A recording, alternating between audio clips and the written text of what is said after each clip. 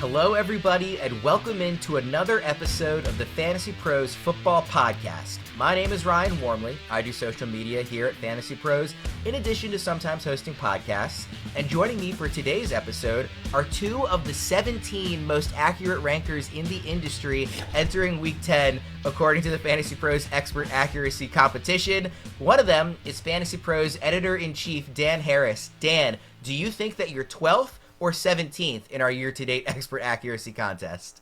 I don't want to talk about it whatsoever. I'm going to go with 17th, and this is as Pat knows because we were joking about it early on in the season.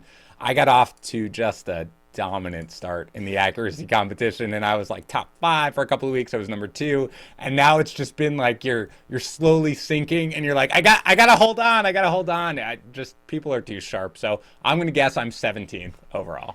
You are correct, so that's actually one thing you got right, finally. The man who is ranked higher at 12th overall entering Week 10 is Fantasy Pros analyst Pat Fitzmaurice. Pat, do you think your ranking is moving up or down after Week 10? Wait.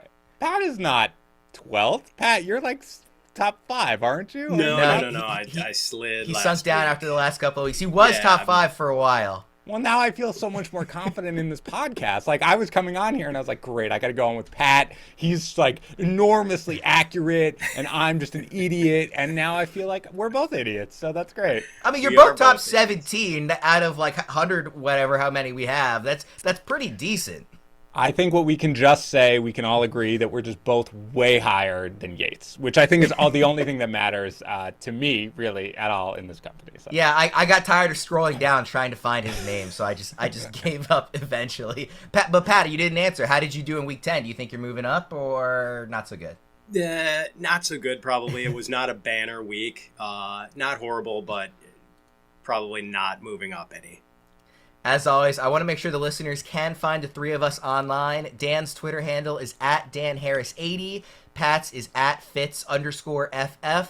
And I can be found at Ryan Wormley. And of course, you can find Fantasy Pros all over the internet at Fantasy Pros. You can also find us at fantasypros.com/myplaybook, of course. And there you can sign up for our entire suite of tools to help you dominate the 2021 fantasy season. That includes our trade analyzer, which allows you to get instant analysis for any trade offer. We also have a trade finder that can do the heavy lifting in your negotiations. I personally hate negotiating because I'm a people pleaser who doesn't like to turn other folks down, but the trade analyzer makes it really easy for me. Somebody in my Dynasty League actually made me an offer just the other day that I had no interest in, and instead of having to let them down easy, I could just point to the analyzer and say, sorry, our tool says it's a no-go. It was that simple for me. They knew it was a lost cause at that point. You can also find us at youtube.com/fantasypros, where we've got fun giveaways and, of course, tons of podcast videos just like this one. We've also got so much more content, including quick-hitting advice videos and live streams throughout the week, and also on Sunday mornings when you need them the most. Make sure to subscribe and click the bell so you can get notifications for all of our latest videos. Guys, let's jump into Monday Night Football, and I feel like this is the second or third week in a row that I've had to say it was kind of a dud of a game, although this time in the direction that was not so expected, in that the Rams were the ones getting blown out by the 49ers. 31-10 was the final score here. Let's start with the Rams side of things. Obviously, not a ton of positive takeaways in a game where you only score 10 points. Matt Stafford, 243 yards, 26 of 41, a touchdown, a couple of picks. We're not really concerned about him long term, I wouldn't imagine. I do want to ask about Darrell Henderson. Just 5 rushing attempts, 31 yards. Pat, I'll start with you. How concerned are you about Henderson, or is this just a blip in the radar? I think it was just kind of a blip. Game script got away from them, and Sony Michel had one less carry than Darrell Henderson. Not a concern. They've been feeding him reliably all season, and they have not been on the short end of very many lopsided losses this year. So it's just kind of something we hadn't seen too much of before. And I don't think Henderson investors have to be too concerned. Obviously, there's not much to talk about in regards to Cooper Kupp because he just continues to be dominant. 11 catches, 122 yards. Even in a game where the entire Rams offense looks really out of sorts, he was still utterly dominant as he has been all season. Obviously, still wide receiver 1 in fantasy. Pat, I'll ask you again about Tyler Higbee. I know you've sort of been on the Higbee train as a guy who should be getting more touchdowns because he's been getting targeted in the red zone a lot this season. 3 catches, just 20 yards, but he did get a score last night. How high do you think he can finish in the tight end rankings rest of season if he continues to get these looks in the red zone? I think he's just going to still be ultimately tight end 1, tight end 2 border territory. Not enough overall usage. The red zone usage has been nice. It is good that they look for him down there. Probably has fewer touchdowns than he should have, but he is not a consistent part of that passing game the way you would like. I don't know. He's not a Mark Andrews, that's for sure. He's just not a guy who is going to consistently give you the sort of reception totals and yardage totals you need to feel good about him in your lineup every week. First of all, I appreciate you picking a Raven, so thank you very much for that. Dan, Odell Beckham Jr., 2 catches, 18 yards. Like, obviously, just his first game. He's only been there a couple of days. Do you have any takeaways from this game from his perspective? No, I mean, I know fantasy managers were not excited about the Robert Woods injury, but I mean, like, sort of saying, oh, look, Beckham might. I got a lot of start-sit questions, Pat, I don't know about you on Sunday morning, about Beckham, and I was like, no. I mean, you can't walk into this offense cold and expect to be a big part of the game plan, regardless of any injury. Now, they have a bye, so he'll get more acclimated to it. And then I think he'll probably, with the Woods injury, be somebody who you can most likely start kind of most weeks, but I'm not jumping over the moon for him. I'd still rather have Van Jefferson, who didn't have a good game in this one, should have had a touchdown, but just played poorly.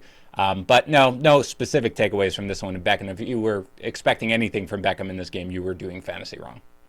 Elijah Mitchell, 27 rushes, 91 yards. Obviously, any running back getting 27 rushing attempts in a Kyle Shanahan offense is going to be valuable. Not the biggest game given those numbers, but still he's somebody that's obviously a must-start whenever he's healthy at this point. He's clearly established himself as such. Dan, I will stick with you and just ask briefly on Deebo Samuel. 36 rushing yards and a touchdown, 97 receiving yards and a touchdown. And I saw a stat on Twitter earlier today that according to Pro Football Reference, he's the first player ever, at least since they've been tracking, to have 5 carries and a touchdown and 5 catches and a touchdown all in the same game.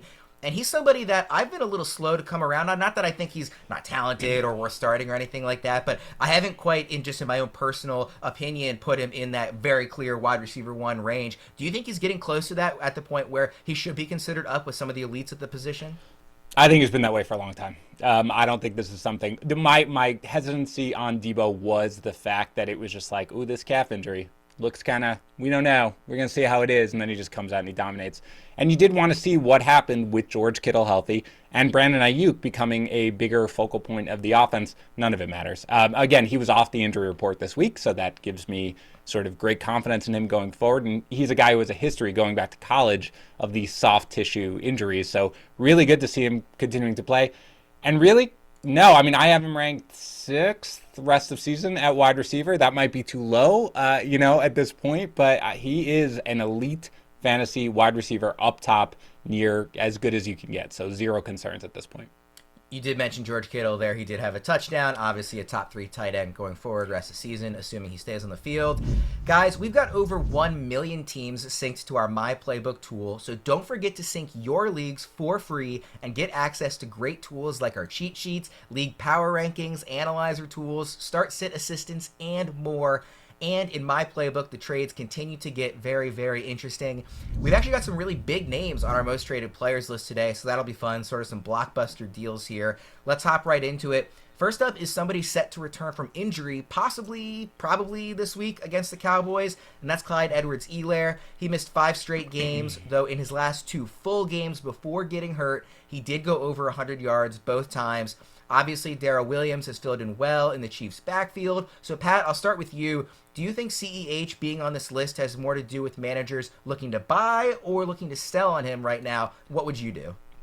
Well, I think it has to do with the ambiguous valuation of him, and it seems like those guys who have like wildly fluctuating assessments from different fantasy managers are the most traded, because those guys are easily, when one manager sees something one way, another sees something another way. A lot of people are probably still considering CEH a running back too.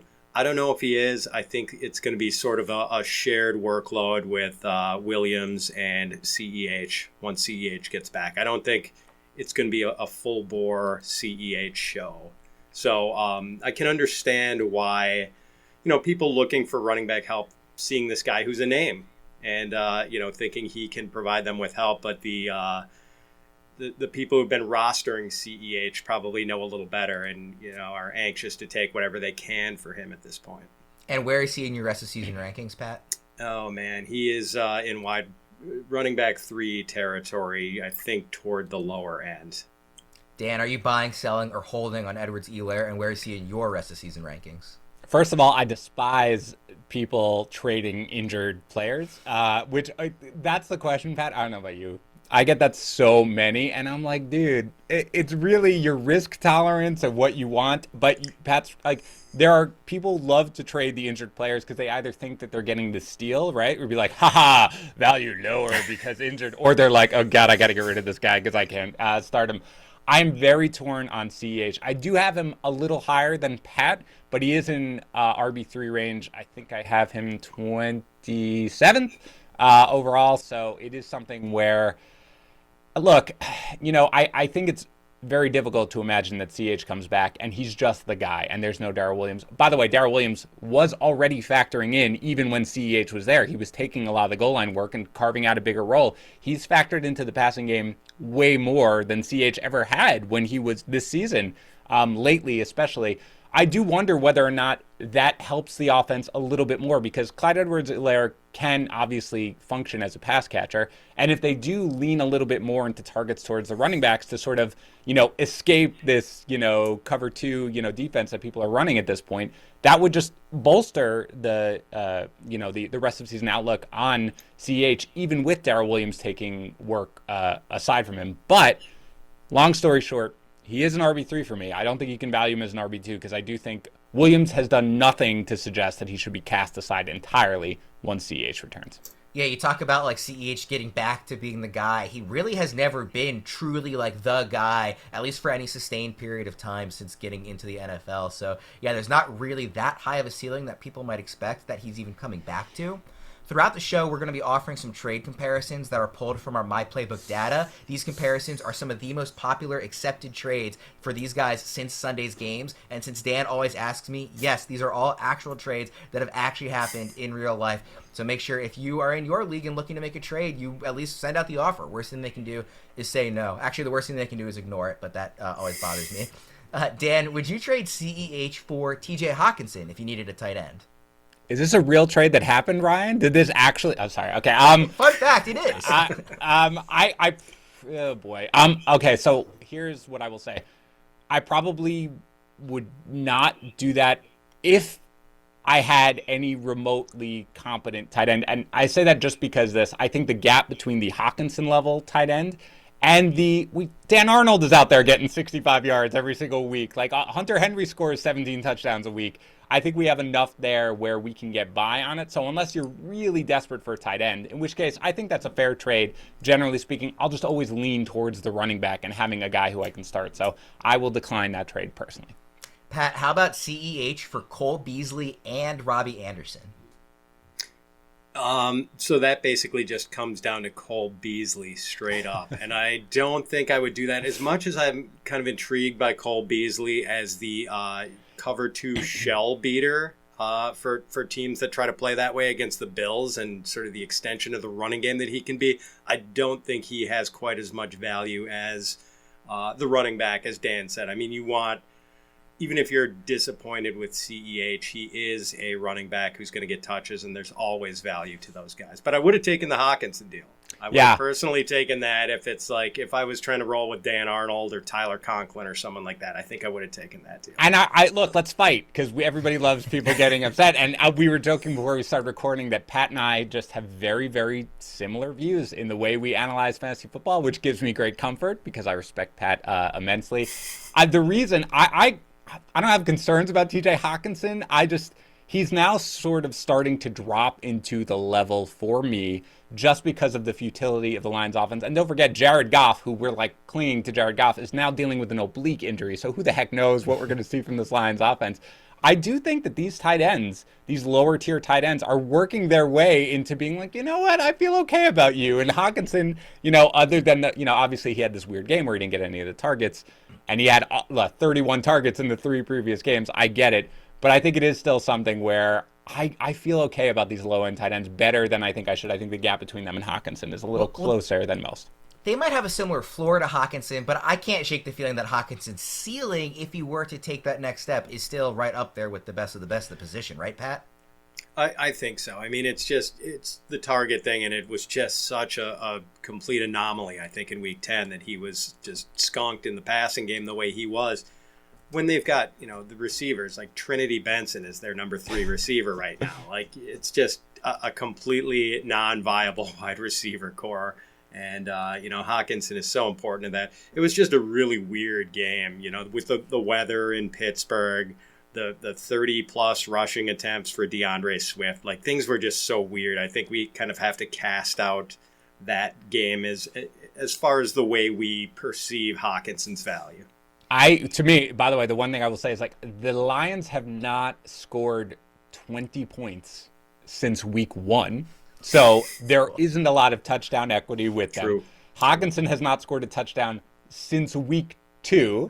He has broken 66 yards twice since then. It's just a guy who, I love TJ Hockenson. I'm not at all saying anything negative about his talent. I am just saying at this point, I just don't think the gap between him, and it will be reflected in this week's trade chart, I don't think the gap between him and these other tight ends is good enough to give up a guy who, by the way, Pat and I are like, flex wire, flex. It's a running back, right? We are dying for running backs at all times. So even a flex running back like Clyde Edwards-Helaire, to me, I'm just going to hold in that situation. I guess really I should have included TJ Hockenson on this most traded players. CEH, because that's what the conversation we wanted to have. It's funny you mentioned that. I've got one out in the air right now. I'm trying to I've got a league where I'm just ruined at quarterback, and I'm trying to get Jalen Hurts for TJ Hockenson from a very tight end needy team, and just fingers crossed that this guy accepts the deal, because I also don't ask me how I have Kittle and Hockenson on the same team, just stocking up on Iowa tight ends. But yeah, so obviously Hockenson is I'm surprised he's not on this week's list, Ryan. You should use the trade analyzer to try and get that trade to go through. See if you can use that to help convince your opponent. By the way, we have such a good team of developers. Is there a way that they can get the trade analyzer to send emails and messages when we reject deals? That's a question for Dan. He's much higher up on the totem pole. I have no power here whatsoever, but I'll raise it up the flagpole. One offense who you might want to be buying stock into, at least after the last couple of weeks, is the Eagles. And next up is another running back who might soon be coming off a multi-week injury, and that's Miles Sanders. Now, normally we don't pick guys who didn't just play on Sunday, but I think both runners, CEH and now Sanders, are actually pretty interesting situations. In Miles Sanders' case, he was a fairly big disappointment for much of the year, but in the last 3 weeks, the Eagles have averaged over 200 rushing yards per game. Of course, that's all happened without Sanders on the field. So do we think that the Eagles have figured out their ground game and can slide Sanders right back in once he's healthy? Or is his absence the reason that they've taken off? Dan, are you buying, selling, or holding? I'm probably just holding here. I do think that this new Eagles philosophy, which every Eagles fan and fantasy manager probably was like, you guys should probably run the ball more early on, when it was like, Jalen Hurts. But my problem is, I don't think they took off because Miles Sanders wasn't there or anything like that. I think this was just the commitment to the run. My question is a little bit similar to CEH. What happens now that Miles Sanders is going to come back? Does he step in and he's like, okay, you're the dude, go ahead? Are you going to take Jordan Howard, who, I know it's Jordan Howard, but he's been very effective. Boston Scott, pretty effective. Forget about Kenneth Gainwell. So I have him ranked very similar to CEH, kind of like a mid-tier RB3 flex play for me. I think it's possible that he takes a big role here, but I also don't think he's going to have the backfield to himself. So again, positives, and then I do think the Eagles are going to stay committed to the run. It's a pretty good schedule. I mean, after the Saints, they basically have nonstop, NFC East opponents that you can run on. But also, I do think that these other guys are going to continue to factor in. So more of like an RB3 flex play for me. Yeah, unlike the Chiefs, where it's just really Darrell Williams, how are they going to split up that timeshare? It's now, there's 4 guys, because I know you said forget about Kenneth Gainwell. Not that you should be like rostering him or playing him or anything, but I definitely think there's a path to him being fantasy relevant later on in the year, just the way the Eagles' ground game has gone the entire season. So there's really him, Boston Scott, Jordan Howard, and now Miles Sanders whenever he returns. You could really make the case for any of them on any given Sunday. So I agree that's pretty difficult. Pat, are you buying, selling, or holding on Sanders, and where does he rank for you rest of season? Yeah, I'm going to piggyback on what Dan said here, and I'm glad you threw it to him first because I didn't really have a good answer. I mean, sometimes the fantasy analyst has to admit to being stumped on a player, and I feel totally stumped on Miles Sanders right now. And the weird, Dan mentioned the non-usage of the running game earlier in the season, and I can remember the game against the Buccaneers in Philadelphia where there were the facetious cheers from the crowd when they would hand the ball to Miles Sanders for like the third time in the game late in the third quarter. So, yeah, they've obviously shifted offensive philosophy, which I think is encouraging if you are rostering Miles Sanders right now. So you're sort of waiting for that to see if he reascends to the number one spot, even though Jordan Howard and Boston Scott have been surprisingly effective these last couple of weeks. Dan, I'll give you the first trade comparison to give Pat a little more time to gather his thoughts. If it's TJ Hockenson, I'm out, by the way. I refuse that. I can assure you it's not. Would you trade Miles Sanders for Odell Beckham?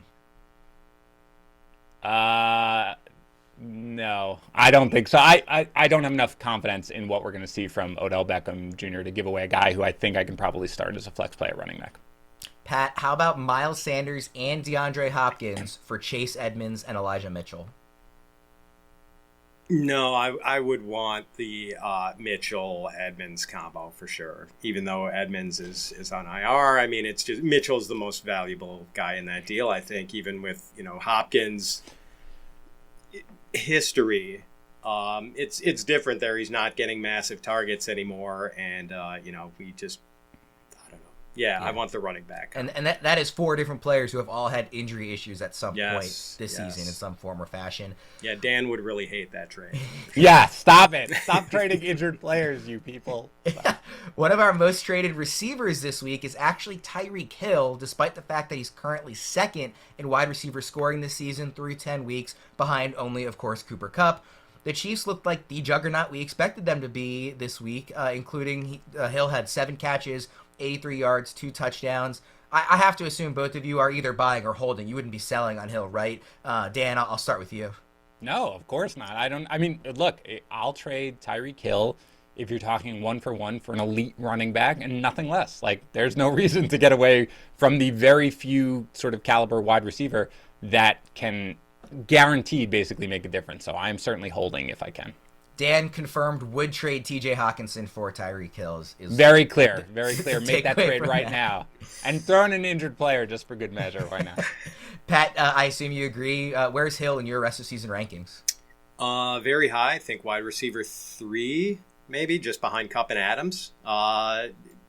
Absolutely agree with Dan here. Like, he is one of the guys you want to try to get. One of the guys who can be the coal in the engines toward a fantasy championship. The guy who can go on the sort of 2 or 3 week run that can propel you into a trophy position. So, I mean, those are the guys you're looking to add this time of year, not the guys you're looking to throw off. Maybe if you've got a lot of holes to patch earlier in the season and, need to really send off a marquee player to get a multi-player package in return, sure, in week 2 or week 3, not now. You don't trade Tyreek Hill in week 11, and I think the people who dealt him last week are already pretty sad when he goes out and scores 2 touchdowns right away in their first game without him. Dan, not that it's really actionable, but just out of curiosity, is he number 2 or number 3 for you rest of the season? He is number 2. I vehemently disagree with Pat.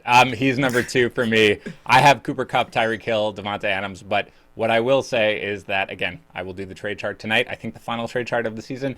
And although that is my ranking, all 3 will have the exact same trade value. So it's a distinction without a difference. Well, you mentioned trading him for a top-level running back, so let me give you the first trade comparison here. Tyreek Hill for Joe Mixon, straight up. Totally fine with that. If you need a running back, if you are okay at wide receiver, that is totally fair value to me. I'll give you this one, Pat. Tyreek Hill for Hollywood Brown and David Montgomery. If you were really hurting at running back, I would find that an acceptable deal to get Montgomery as a guy you could plug in. because you know Hollywood's a good 80 cents on the dollar version of Tyreek Hill, 70 cents on the dollar. So I think that's a reasonable deal. And that segues us nicely into our final most traded player, which is Hollywood Brown. Obviously, just a terrible all-around performance from the Ravens on Thursday Night Football. But even on a bad night, and with the Ravens receiving core at full strength for the first time all season, Hollywood still came away with 13 targets. So, Pat, are you buying, selling, or holding on Hollywood right now? And where does he rank in your rest of season rankings? Yeah, another guy buying. I think he would if his managers are discouraged by that performance. I don't think they should be, and I've talked about this written about this in the primer. That I just think it's like all systems go for this Baltimore passing game because their defense is not what it used to be. Sorry, Ryan. Their running game is not what it used to be. Sorry, Ryan. So you're not wrong. And we've seen like Lamar Jackson is averaging more pass attempts and more rushing attempts per game than he was last year, and those extra pass attempts, even with Rashad Bateman becoming a competent 7 to 8 target a game guy, even with Mark Andrews around still as a high volume tight end, there are plenty of targets in this passing game, and we have seen that that Hollywood Brown just needs like a couple of big connections a game to like really pay off. Give him 13 targets. He's going to make a big play more often than not. Definitely. Dan, what about you? Do you agree? Yeah, you teased me last week because we were coming, off the game. Or maybe on Friday when we did our Dan and Ryan in the morning about Hollywood Brown, who obviously didn't have a great game, but he still saw 13 targets. Yeah, I have him 11th rest of season, and I've had him at that borderline wide receiver 1. Again, Pat mentioned it. The increased pass targets that you're getting. His, production and his target share is not impacted by Rashad Bateman or Sammy Watkins or anything. He is the alpha in terms of the receiver. So, yeah, I'm buying him wherever I can. Dan, would you trade DJ Moore for Hollywood Brown? In a second. I'm willing to part with DJ Moore as much as I adore him as a player for his fantasy value, much less for me than Hollywood Brown. Pat, I know you don't like challenge trades, but same question. DJ Moore for Hollywood Brown? As much of a DJ Moore guy as I am, I would make that trade in a heartbeat. And then when it comes time to setting the board for 2022, I'll probably go right back to having DJ Moore ahead in my draft rankings. Yes. But for this year, there's no question. DJ Moore for Hollywood Brown, it hits me right in the feels. A terp for a Raven. It's exciting time for me as a fan. Let's move on to everybody's favorite segment, Buy Low and Sell High. Remember, when offering and accepting your own trades, be sure to check out Fantasy Pros' suite of tools like Trade Analyzer and Trade Finder to help you facilitate trades to help you win your league. Pat, I'll start with you. Give me your number one buy low running back right now. I think it's Michael Carter, and he's surprisingly undervalued to me for the volume he's been getting. Like over his last 3 games, 340 yards from scrimmage, 2 touchdowns, 19.3 touches a game. And really, I mean, that's a smaller sample if you stretch that out over his last 6 games. I think he's averaged 13 carries a game. The target volume is there. And I know part of that is Mike White driven. He is just a check down machine. But, Zach Wilson, to some extent, is still going to be dumping off to his running back. So, I mean, you can't get that excited about him just because the scoring potential isn't that great. 2 touchdowns in the last 3 games, great, but we know the Jets aren't going to score a lot of touchdowns. Sorry, Dan. But still, this is the kind of dependable volume. On a better team, it's a running back 1 profile, but even on the Jets, it's a solid running back 2 profile. And if you're hurting at running back, this is a guy I would go after right now. Dan and I just keep catching strays from Pat over here. Terrible. First the Ravens, now the Jets. It's unbelievable. I planned this all, Ryan. This was my way to just jab you guys repeatedly throughout this show. So would you go as far then, Pat, as to trade a Terry McLaurin for Michael Carter? I think I would at this point. McLaurin still is the guy in search of a soulmate at quarterback and hasn't found him yet. So I think I would. How about Cordarelle Patterson and Christian Kirk for Mike Williams and Michael Carter? Ooh. with Patterson hurts. I mean, I guess I'd rather have Williams is kind of banged up too. So, oh man, that's kind of a tricky, a lot of layers to that one, Ryan. And you're putting me on the spot here. I think I'd probably take the Carter Williams side of that. I'll tell you what, I'm going to keep putting you on the spot if you keep making comments about the Ravens. Dan, who is your buy low running back? Look, guys, I only have one philosophy, and it's trade for injured players, okay? Get them involved in trades. I know I'm going against the grain here, but I'm going to call Saquon Barkley, who is my buy low guy, a quasi-injured player, because I do finally expect him to be back this week. We are way past the point where we thought his minor ankle sprain would keep him out. Then again, I think the COVID thing kind of delayed him, and now they're off a bye. And look, I don't know, man. I get questions in our Discord, fanspros.com/chat, about trading Saquon Barkley, and the values that people are putting on him is just not high at all. And Pat, we discussed it. They have the Bucks this week, right? So I bet you people are kind of worried about that. Nobody really wants to start him in this one, but the Bucks' run defense hasn't been quite as formidable as it was earlier in the season, and they just lost Vita Vea, who I assume is going to be out for this game. So that's going to possibly have a bigger game for him. They have a pretty, a decent schedule for running backs going forward. They get the Eagles. They allow the 5th most fantasy points to running backs. Dolphins are middle of the road. Then the Chargers, they allow the 4th most points to running backs. Cowboys, middle of the road. Then they allow the Eagles again. So they have some pretty soft matchups coming up after this week. And if Devontae Booker can succeed with this team and this offensive line, then Saquon certainly can. Let's not forget how elite a talent he is. And you look at Booker's touches, 19, 16, 16, 20, 24. You give Saquon Barkley 20 touches a game, and I don't think this is a situation where it's like, well, Devontae Booker's really earned a big role here. I think if you lean into Saquon Barkley, he can very, very easily be a solid RB1 for your team, and I think you can get him for much less. So I'm willing to buy, and I think this might be the last chance, because if he has a good game this weekend against the Bucks, people are going to freak out over him. So I would be willing to take the risk and move now. So are you at all nervous, not necessarily about this current injury, but just what is now a pretty prevalent injury history for Saquon? At a certain point, you kind of feel like a guy might actually just be injury prone, which is not a label you want.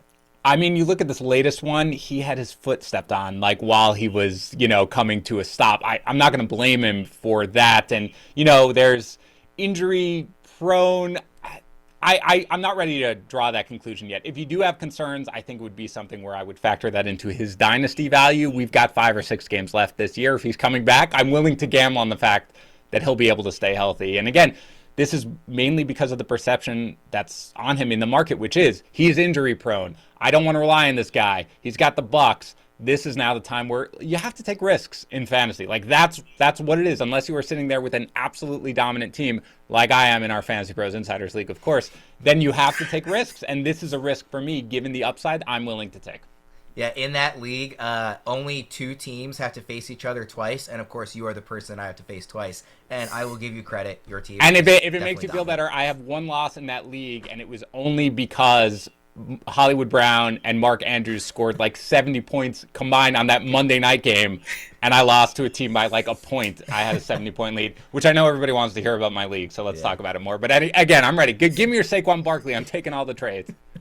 Would you trade here? I've got 2 of them for you. And they're both one wide receiver for Saquon. So I'll give you both at the same time. Tell me if you would take either, neither, or just one of them. Stefon Diggs or Chris Godwin straight up for Saquon? I don't think I could trade Stefon Diggs.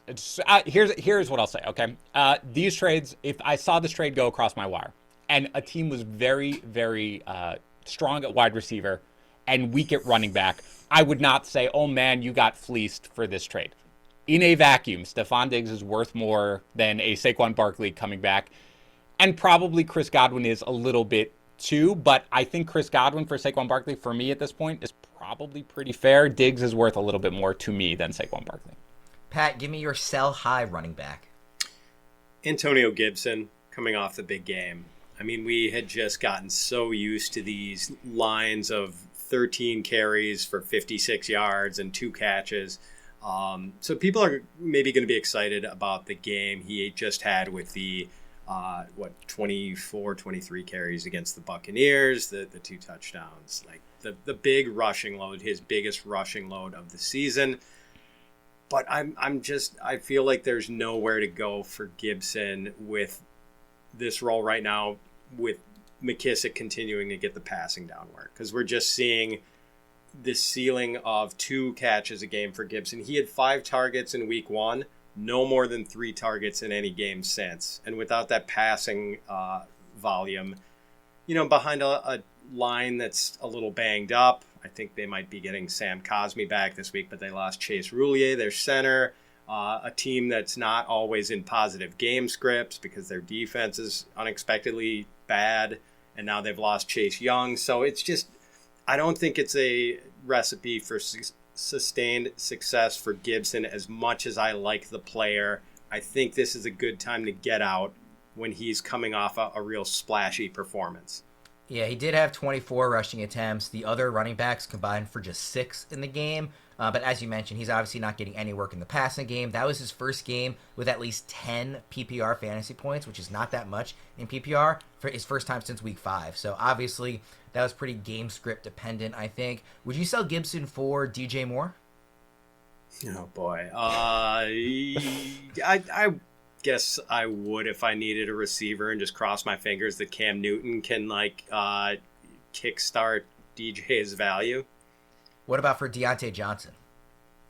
Oh, I would take Deontay Johnson for him in a heartbeat. Dan, who's your sell high? It's Zeke, and I had Pat and I have a segment on our Sunday night recap show where I have to take issue with his rest of season rankings, and he had Zeke 12th, and I had him 8th, and Zeke came off a 2 touchdown performance, and I looked at my rest of season rankings and I tweaked them and I moved Zeke to 12th. And Pat, as usual, is correct, and it's obnoxious to me, but whatever, I'm fine living in his shadow. Look, the bottom line is Zeke. There are issues that we can think about with Zeke. Number one, he's a little banged up, and I think we did see that, with his knee. He did get work here. But Tony Pollard looked good again and got involved a little bit more. I know it was a blowout game, but still, Pollard is certainly capable. They'll probably want to keep Zeke as fresh as possible. And the return of Michael Gallup really just makes his passing attack almost unstoppable at this point. I can't wait to see them play the Chiefs this weekend. So I do think that they could lean into the pass a little bit more, and you probably are going to need the goal line work, which you'll get some with Zeke. But I think coming off a 2 touchdown performance in a game where he didn't run all that well and he lost a fumble is a time where you try to sell him as sort of the mid-tier RB1 at a time where RB1s are just gold. And again, I'm not giving him away. He's still an RB1 for me going forward, but I do think that you can sell him a little bit higher than that as more closer to like a mid-tier RB1 than a lower-tier RB1. The thing that's nice about Zeke is just the consistency, at least 15 points in half PPR in 6 of his 9 games this year, which you're not getting that from most running backs in this era. I'll just give you one trade comparison here. Zeke for Michael Carter and T. Higgins. I don't think I can do that. Now, I'm not as high on Michael Carter as Pat is necessarily. I do wonder what we're going to see here with Tevin Coleman back and healthy and how much it changes with Zach Wilson. And Higgins is fine, but he's a wide receiver too. That sort of production is good, but a little replaceable. So I think I would want a little bit more than that for Zeke. Again, that's a sell and that's fine, but I'm looking to sell high.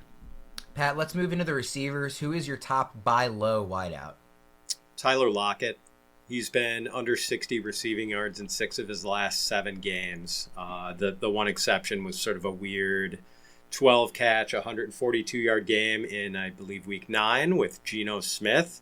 And then we just saw the timing totally off with Russell Wilson and his receivers in Russ's first game back. And one of them, there was a play that could have very well slammed the buy low window shut where Lockett was wide open down the left sideline.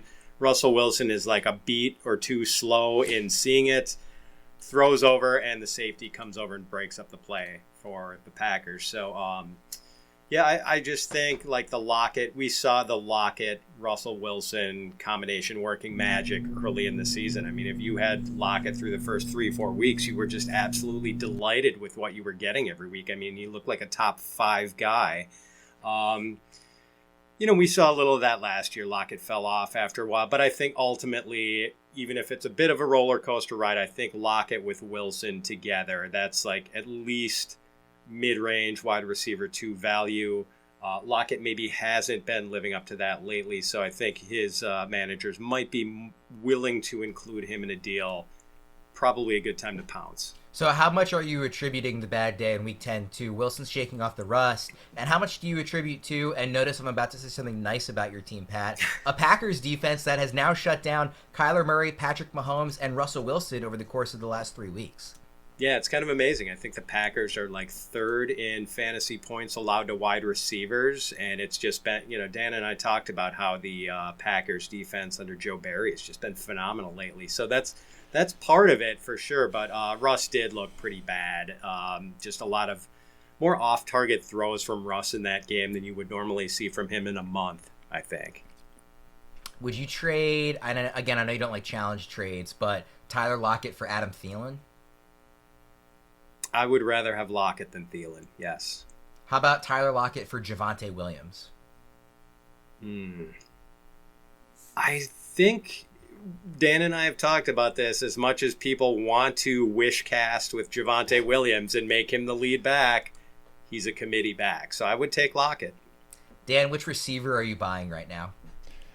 It's basically a slightly higher-end version of Tyler Lockett, and that is Terry McLaurin, who Pat referenced earlier. They've got kind of the same issues, right? You're either walking home with 100 yards and a touchdown or a completely just non-existent performance. And there are more reasons to be concerned with McLaurin. He does not have Russell Wilson throwing him the ball. That is unfortunate, of course. But he's averaging like 9 targets a game, man. And these aren't I talked about it with Tag so much last year with Logan Thomas, where I was basically like, I love Logan Thomas. And he was like, you're an idiot. And it was very much about the fact that he was like, you're excited about the targets, but they're targets from Dwayne Haskins. And I was like, maybe it won't always be from Dwayne Haskins. And there are different targets out there. Targets from Taylor Heinicke are not targets from Dwayne Haskins. Like, this is something where Heinicke's at least a sort of quasi-competent quarterback. And this is a little bit of a leap of faith, I admit, which I do think Tyler Lockett would be as well, because we just haven't seen the consistency from him. But Terry McLaurin is one of the most talented wide receivers in the game, and he'll go up and he'll get contested catches. He's one of the leaders in contested catches in all of football. It's not even a great schedule necessarily for wide receivers, but he's a guy who, look, every week when I do my rest of season rankings, I'm like, okay, I guess I have to move you down. But I look at some of these other wide receivers, and I can't move them down much past like borderline wide receiver 1 territory. And I think people are getting pretty sick of them, as they are Tyler Lockett. So that presents the buying opportunity if you are willing to take the leap of faith, which I am. So Terry McLaurin, my buy low wide receiver.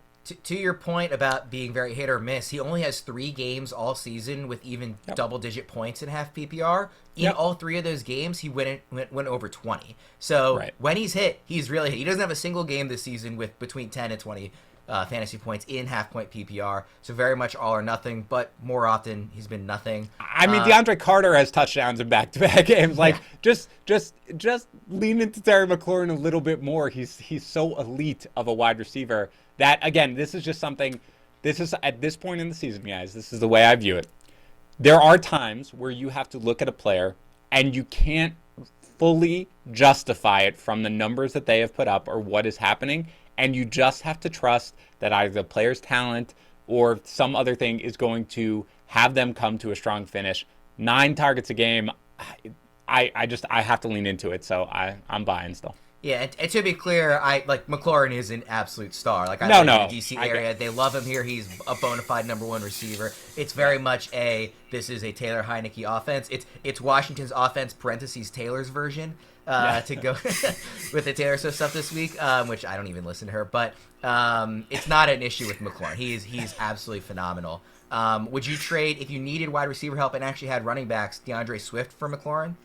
I think that is giving up too much to get Terry McLaurin just because of running backs. But again, we are in a position right now where when you make trades, it is so team specific. And if you are swimming in running backs, I could live with it. In a vacuum, Swift is worth more than Terry McLaurin. But if you absolutely sort of were just desperate for a wide receiver and you were swimming in running back depth, I'd be okay with it. But in a vacuum, that's too much. Pat, who's your sell high receiver? Now, I was hoping for a better game from him last night to make him more of a sell-high target, but it's Odell Beckham Jr. And as Dan mentioned, there was just this deluge of Odell Beckham, should I start him questions, and pretty much every answer for me was a no matter who the other guy was, Marquez Valdez-Scantling, no, start MVS. I just, there's it's the same Josh Gordon phenomenon that we've seen for so long. There's just such a name brand value in like, I know in fantasy baseball analysis, there is the belief that once you show a skill, you own that skill and you've got it for the rest of your life. But like, it's been a long time since we saw the skills that OBJ was displaying with Eli Manning when they were both on the Giants. Eli Manning is doing TV now. It's like the Eli Manning days are in the past. And Beckham is playing with 2 bad shoulders. He's got like a severe AC joint sprain in his right shoulder, and apparently it's been like popping in and out of place during games all season. And he's got a left shoulder injury of some sort. So it seems like a stretch that he's even going to be able to finish the season playing every game. They've got Cooper Kupp in place. Like, he's not going to displace Cooper Kupp. Van Jefferson might be a better receiver at this point. I don't know, man. Like, if there's anyone who's still buying into the name brand value, sell. I don't know if you guys remember this, but in like 2017, Odell famously, he looked at the solar eclipse without sunglasses. He like put it on his Instagram and he's like squinting at it and everybody was like, what are you doing? Like, you shouldn't be doing that. I actually, on the anniversary of that this past summer in August, I looked it up and his stats, he's played roughly the same number of games before and after. He had like twice as many touchdowns before, twice as many catches. He was so much better before he looked into the sun. So I'm not saying anything, but the numbers do sort of speak for themselves there. I will ask you, Odell, for a guy we talked about, Miles Sanders. Oh, give me Miles. I asked sort of the reverse of that for Dan earlier, but you agree with him on Sanders. And I assume you would take T. Higgins over Odell. Oh, yes. I mean, I'm a big T. Higgins guy, but Ryan, do you have any more conspiracy theories like that? I'm fascinated by like if you've got anything else, man, just keep rolling with that the rest of the show. That's what people want to hear. We made a graphic about it to post on social, and nobody like really reacted to it. But it was on a Saturday, like over the summer, so it's like people weren't really fully in the fantasy mode. So I had to get it in now that people are actually listening to the podcast. It might come to my side on the conspiracy theory because I do. Again, I'm not saying anything. I'm just saying. Dan, who is your sell high receiver? It's Michael Pittman Jr., who I love, but Pittman has a perception. Fantasy managers love a guy like Michael Pittman Jr., who can make highlight reel catches and is just a physical specimen and has a few big games when people are noticing, but I think that the reality of his fantasy value does not match that perception. He has played 10 games. He has seen more than 8 targets 3 times. He can get it done, and Pat and I have talked about this, with his 5 or 6 targets a game that he sees, but it's a lot harder to do in an offense that really wants to rely on the run. He still has his bye coming up, by the way, which is something that, again, I harp on a lot. That's a big part of your rest of season value. He's going to play 1 fewer game than the vast majority of players and receivers that are left in the NFL. And again, T.Y. Hilton is back, and I know he didn't do much in this most recent game. He didn't even play that much, but he still saw 5 targets against the Jaguars, and I do think that he is going to see targets, and that is going to, again, put a hard cap on Pittman's value. People love him. I think you can swap him for Terry McLaurin, for example. Like, I've seen sort of people suggest that. I would prefer McLaurin, and that is the buy low, sell high sort of trade that I'm trying to make here. Yeah, I actually wrote down in my notes when you said Pittman, I wrote his name with like 4 question marks because I was really surprised because it feels like the last like 3 or 4 Tuesday shows that we've done, we just keep talking about what a legitimate stud he's become, a future and maybe current wide receiver 1. So I think those are some pretty good reasons that you could move him if that value is perceived to be a lot higher by someone else. So the first question I'll give you is Michael Pittman for James Conner. Ugh. I have, if you're desperate for a running back, maybe. I just have more. The bottom line with Conner, and maybe we'll talk about him in a little bit, is just that he might have 1 more game as sort of this lead back, and it might be with Colt McCoy as the quarterback because I have a bye the week after that. Then Chase Edmonds will be eligible to come back. So I'd probably just hold Pittman in that sense. By the way, you always ask me, every question you ask me is always like, oh, all right, you want to sell high? How about this guy? I'm like, no, I'm not doing that. Oh, you want to buy low? How about this guy? I'm like, no, I'm not doing that. So I'm apparently terrible at this I was podcast. literally just about to say, I hope you've noticed that every single time you pick a player in one direction, I give you a trade that makes you say the opposite. Well, yeah, actually, can you give me like, would you trade, Pittman for like Tyreek Hill or something like that? Yeah, I think. Look, I will say this again. I think that a Michael Pittman, Terry McLaurin trade is a trade that you can do. And if you do a 1-for-1 trade, which I hate 1-for-1 trade for people in the same tier, and I would personally prefer Terry McLaurin in that sort of trade. So that's sort of the sell high that I'm going for, not James Conner. Michael Pittman for TJ Hockenson, who says no. Let's move to the rest of season rankings, which can help fans value both their own players and also players that they are considering trading for or away. I want to start with you here, Dan. Who is your biggest riser in the rest of season running back rankings, and who is your biggest faller? I will put it out there that Pat stole my answer to, I think, every single one of these questions. And again, it is just because he is more diligent and got you the names in advance. So I'm going to list James Robinson here as my running back riser. Again, people outside of injuries, like A.J. Dillon, of course, but whatever. James Robinson, and again, A.J. Dillon is a guy we can talk about. But James Robinson, for me, goes from RB19 to RB11. He was still very effective in this game. Healthy. I mean, he got 16 touches. He got 84 yards. Again, a difficult matchup here against the Colts. And the big thing for me is he's coming off an injury. He's questionable coming in. Carlos Hyde gets 3 touches in the game. So I think they will still continue to lean into him as the absolute workhorse. And now that he showed that he was healthy, he goes back to being an RB1 for me. Yeah, he had a decent fantasy output despite facing arguably the best run defense in football, like you said, in an unfavorable game script and coming off that heel injury that kept him out of practice during the week. So is he like situation proof at this point? I think so. I mean, and I think he has been for a while as soon as they stopped giving Carlos Hyde sort of more of the work. Robinson is one of the more underrated backs, in my opinion, in fantasy football. And I think people still look for a reason. I don't know about you guys. The way I always feel like it is people are always like, James Robinson is a guy who I had never heard of before he randomly exploded last year. There's got to be a reason he stinks. Give me any reason to jump on that, and I'm going to jump on that. And I think that those are the types of guys who are undervalued in the market, whereas the perception of them just doesn't match it. For me, he's out there every single time, basically an RB1. Yeah, it's the pedigree or lack thereof. It's the same thing in the reverse of first-round picks. Like, people will always give them chances unless your name is N'Keal Harry. Who is your biggest faller at running back? My biggest faller this week is James Conner, who, again, I had pushed up to basically RB16. He's down to RB23 for me. Again, he had the touchdown deodorant, as Pat would say, and that's Scott Pianowski, I believe. And he might only have a single game left now without Chase Edmonds because they have a bye coming up the week after this. And I'm not expecting Kyler Murray to be able to suit up here, which is going to hurt James Conner, despite what we saw 2 weeks ago. It's now a matchup against an embarrassed Seahawks team that allows the third fewest fantasy points to opposing running back. So I just get out while I could and sell him at sort of mid-tier or RB2 prices after he had a decent game in this one. But he is falling in my rankings. Couple of trade comparisons here. Would you trade Patrick Mahomes for James Robinson, assuming you had a capable backup quarterback? Would I trade Patrick Mahomes for James Robinson? Assuming you have, call it like I usually use Ryan Tannehill as the line, as like sort of a capable backup, but obviously not like an elite level quarterback to fill in the spot. We're in a single quarterback league in this one? I would do that, yes. I will almost always trade a quarterback if I have any semblance of a decent backup for a running back that I can start each and every week. In Superflex, would you still make the trade? No, I don't think so. I think in Superflex you have to value Mahomes as like basically a top 2 or 3 pick at that point. So, or maybe a little lower than that now that he's fallen down a little bit, but still higher than Robinson. Yeah, I think I agree with you there. James Conner and Nick Chubb for Najee Harris.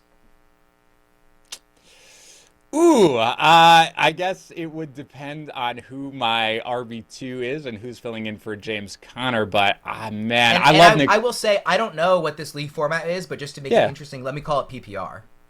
Because Najee's going to get a lot of catches. Yeah, I think in PPR I'll probably go ahead and pull that trigger there. With Najee, just the volume is so glorious. And I love Nick Chubb as well. I assume he's going to be back this week, but especially in PPR. Thank you for clarifying that. Ryan, I do think that in PPR you got to make that move with Najee's involvement in the passing game. Pat, which running back is moving up in your rest of season rankings and who's moving down? So the guy I stole here from Dan, and who he tweets me back by mentioning him in advance to steal my thunder, was A.J. Dillon. I mean, obviously with the sprained MCL for Aaron Jones, which generally a 2 to 4 week injury, but it might be on the longer side of that for Jones, who I believe has a history of sprained MCLs, maybe 2 previous ones on the same leg. So they play the Vikings and the Rams next. Not exactly great matchups. And then they have a week 13 bye, so maybe he isn't going to be able to fully cash in on the way on the Jones injury the way he would have in easier matchups or if they didn't have that late bye. But Dillon is going to get a lot of touches. Like, it'll be a shock if he doesn't get like 20 to 25 touches the next 2 weeks. And that sort of a load in a good offense, high scoring behind a good offensive line can be just, I mean, he's a running back 1 for the next 2 weeks, even in tough matchups. And there's just no one behind him now. I think it's Patrick Taylor, a UDFA out of Memphis, who I don't think has a professional touch yet. And, unless they sign anyone, and even if they do bring in a Duke Johnson or someone, I mean, there's not going to be a lot of work for them behind Dillon the next 2 weeks. Yeah, 2 weeks plus. You talk about pedigree. A.J. Dillon was a second-round pick, so obviously somebody that once he gets onto the field, you'd expect to see that talent shine through. Would you trade him for DeAndre Hopkins? No. I would rather have Dillon. And who's your biggest faller in the running back rest of season rankings? It is Damien Harris with the emergence of Ramondre Stevenson. There is a chance that it goes right back to Damien Harris dominating touches, and maybe Ramondre just replaces Brandon Bolden as the primary passing down back. But, man, I mean, ever since Corey Dillon, it's been very hard to try to predict how the Patriots are going to use their running backs. And I would have to think at this point that Ramondre Stevenson has forced some sort of committee, which is, a far cry from what we were seeing a month ago with Damien Harris. So he has lost a lot of value. Yeah, obviously, very few people have won betting on Bill Belichick backfields, so it's sort of difficult to try and guess what we're going to see week to week. But obviously, Ramondre Stevenson just he looked legitimately beastly, as you tweeted out, Pat, during that performance on Sunday. Would you trade Damien Harris and Rob Gronkowski for DeAndre Hopkins?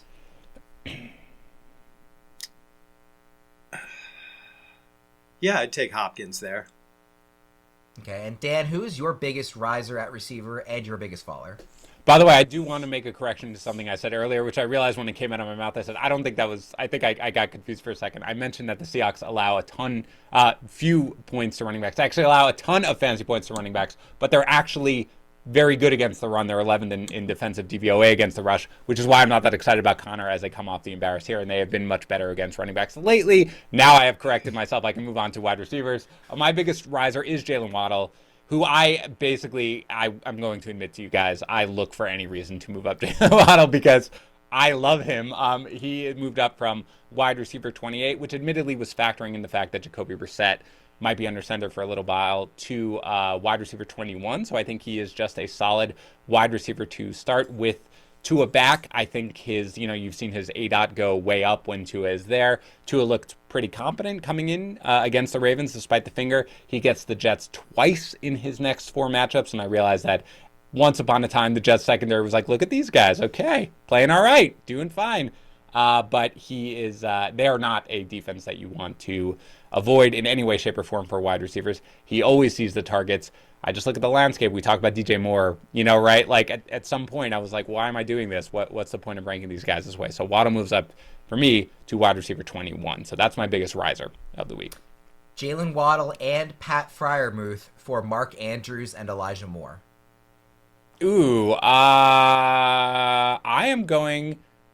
that's a good one. I'm going to stick with the Jaylen Waddle side, and maybe it is something where I love Pat Freiermuth a bit too much, but I do, and I'm fading Elijah Moore a little bit, which I talked about yesterday on the waiver wire show. Just I'm a little concerned about some things despite the touchdown that I saw. So I'll go with the guaranteed wide receiver. I wonder Pat, what do you think about that? Would you go on the other side? I feel like you might take the Andrews side on that. No, I think I would go with the Waddle side also. Okay.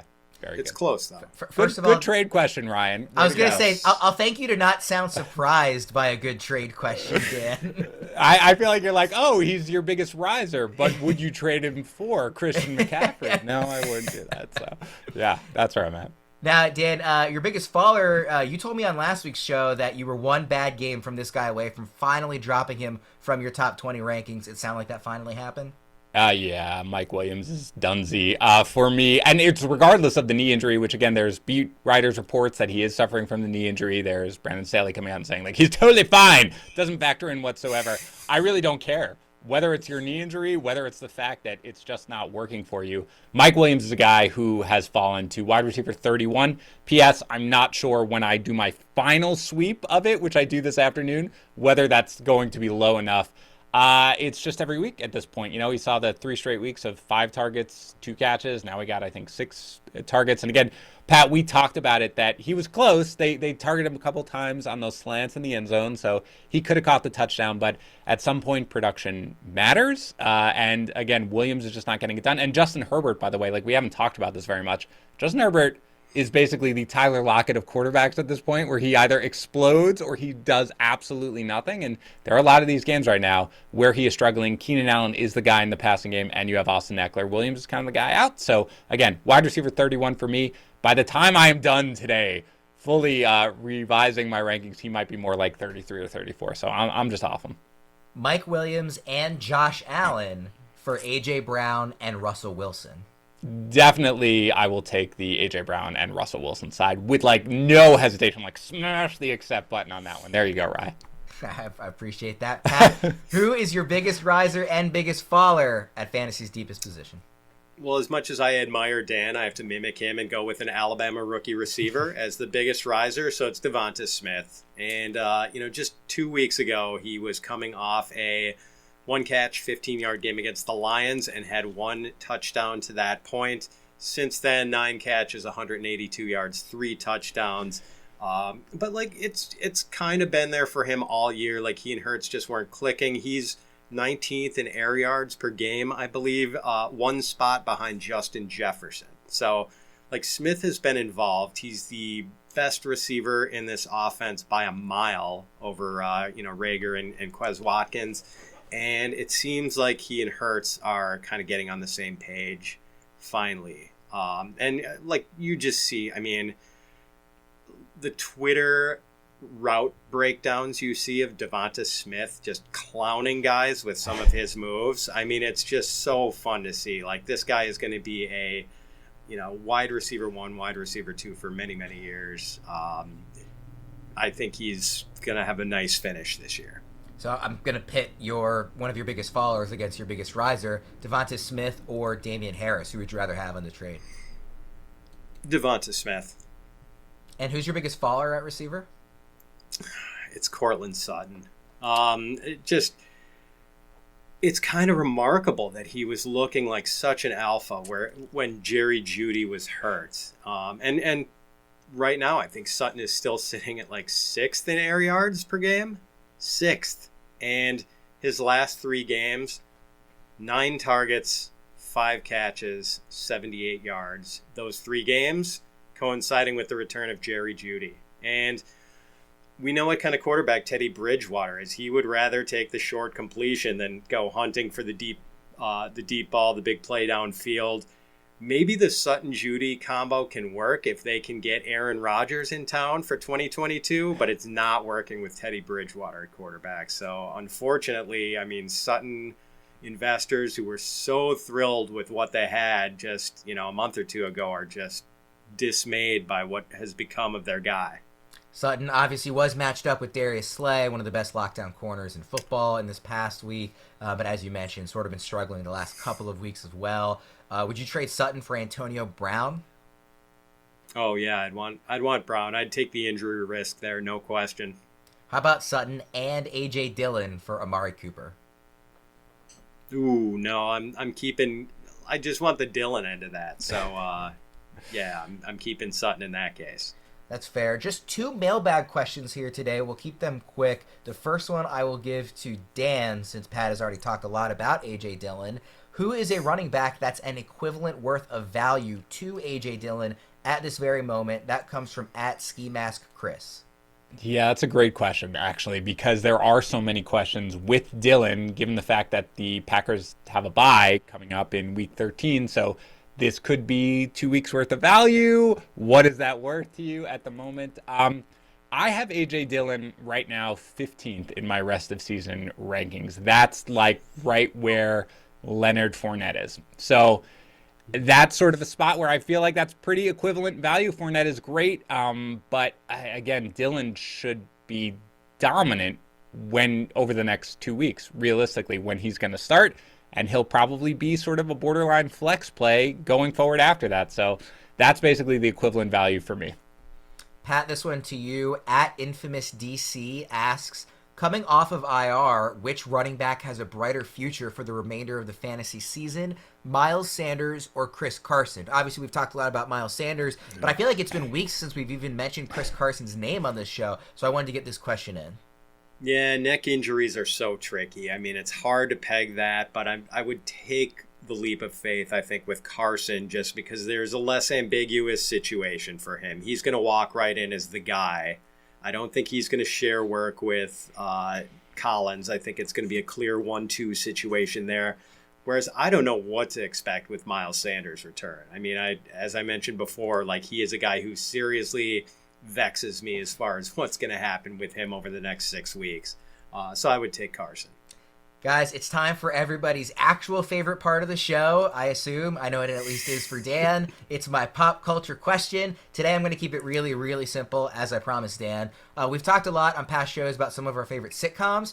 So today I'm just asking, what is your favorite non-sitcom television show of all time? Could be a drama, an action-heavy show, law or medical procedural, whatever it is. I just want to hear your favorite. I'll start with myself today to give you a second to think about it. My favorite show of all time in any genre is Game of Thrones. And yes, before the questions start coming in, I too was highly disappointed in season 8. I will never ever forgive them for failing to land that plane.